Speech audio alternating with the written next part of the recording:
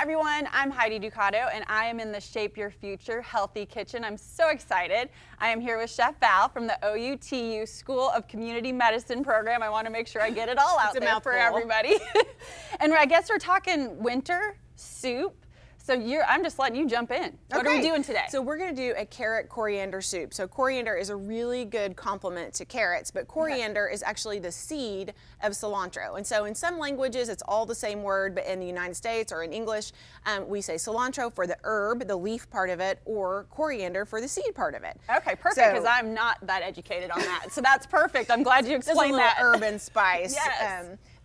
Education there. So in our pan here, we have some onions and garlic that are sauteing. Okay. And we're going to go ahead and add, this is a couple of teaspoons of ground coriander seed. And it's going to be very aromatic, smell really good, taste really good. Oh, you can smell it now. And so you should cook this for a couple of minutes to really let it release. Okay.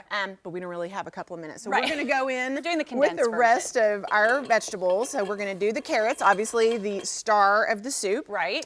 And then some potatoes. And so you could use like an Idaho potato, but I'm using a yellow flesh potato. Some people call it a Yukon Gold. And that's just going to give the soup a really silky texture. Okay. It's nice to know that there's sorry, not to interrupt. That's okay. It's nice to know that there's a few vegetables when you're thinking carrot soup. Right, and honestly, you don't have to use the potato. You could use celery if you're just wanting to give it a little different undertone with that.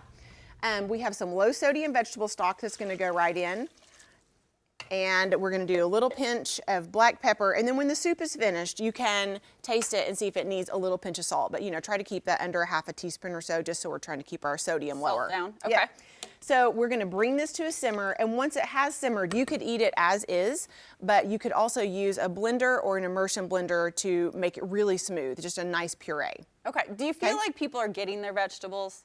I know that's a thing. Statistically, no. Especially in Oklahoma, we are not getting our fruits and vegetables, and that is one of our goals, is to get at least half of our plate full of fruits and vegetables. So a nice bowl of soup before a meal or with a meal is a great way to do that. Right. They're kind of getting a whole mixture, and they don't even realize it, really. It's just tasting good. Right, right. So after it's come to a simmer, like I said, and you've pureed it, this is what our finished product is going to be right here. Amazing. So do I get to taste it? Absolutely. All right. And we've garnished it with some of that cilantro to kind of. Can everybody see that? It looks so good. All right. And carrots happens to be one of my favorite vegetables, so this works out quite well.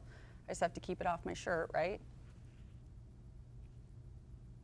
Oh my goodness, that's so good. You don't even realize it's carrots. I mean, it's very, very good. Good. I love it. This is awesome. I can't wait for soup.